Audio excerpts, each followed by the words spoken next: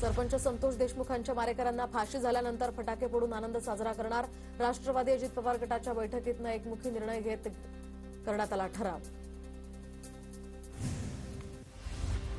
महसूल विभागातील सर्व कामामध्ये एआयचा वापर केला पाहिजे. मंत्री चंद्रशेखर बावनकुळेंची प्रतिक्रिया.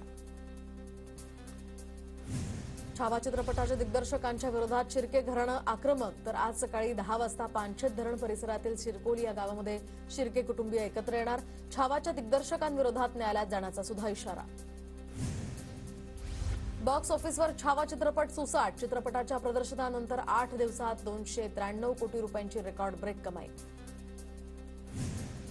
महाराष्ट्रातील 12 किल्ल्यांच्या युनेस्कोच्या यादीमध्ये समावेश करण्यासाठी प्रस्ताव सादर. सांस्कृतिक मंत्री आशिष शेलार यांच्याकडून पॅरिसमध्ये प्रस्ताव सादर. आज मुंबई बाजार समितीच्या सभापती आणि उपसभापती पदासाठी निवडणूक. तर मुंबई हायकोर्टाच्या आदेशानंतर निवडणुकीची घोषणा. 1.5 वर्षांपूर्वी सभापती आणि उपसभापतींनी राजीनामा दिला होता.